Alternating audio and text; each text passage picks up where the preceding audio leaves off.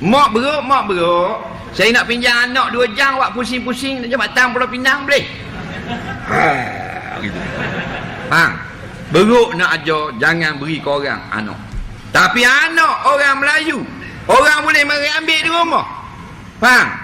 Wak lari nak pergi mana? Pergi Kelah, nak pergi Patah, nak pergi Bukit, camping, macam-macam hal. Nikah tak? Tak nikah lagi. Dah tu, mak dia badar dari beruk. Ke tak betul? Ada. Kan semua pengajaran belaka tu. Beruk boleh pergi ambil anak dia. Ambil pinjam anak saya ke, nak pergi camping. Tak ada pegang, bawa bahan tak tekak 15 jari. Faham? Padahal beruk tak sekolah pun dia reti bahasa. Faham? Kita tak reti. Ni molek mak pula marah. Girlfriend lama tak meri, boyfriend lama tak ambil. Boyfriend hang lama sungguh tak main tengok hang. Pergi mana? Selalu main ambil hang pergi jalan-jalan, pergi pantai. Ni lama tak main. Ada apa-apa ke? Suruh mari ambil. Nampak? Mari ambil anak dia, tak kahwin, tak apa. Oh, molek-molek ada.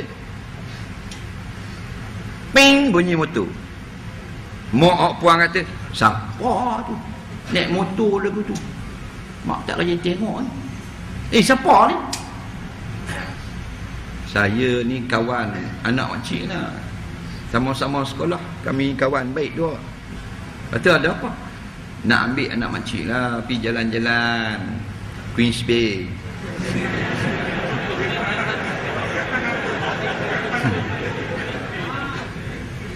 Berlari mak pergi panggil anak rumah belakang. Leha ni boyfriend hang, mari ajak jalan, mai cepat. Bodoh punya mak. Nampak?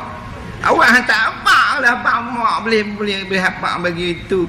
Adik-adik semua nak tengok. Ni nak tengok ni, boyfriend hang handsome juga noh. Boleh puji balik. Ayah mana? Ayah sejik. Subhanallah.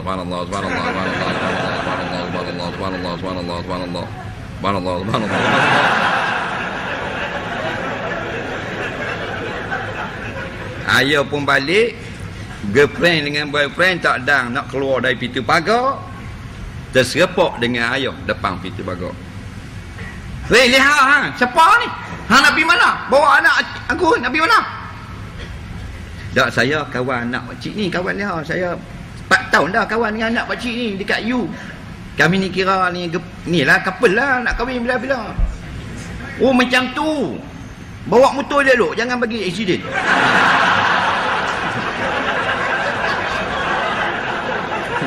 Kata bodoh punya ayah. Faham? Ingat nak katok ngetokak. Ini lah akhir zaman. Faham? Pasal apa? Pasal tak ambil pengajaran. Tak usah kata Nabi ajar, natang pun ajar kita supaya reti.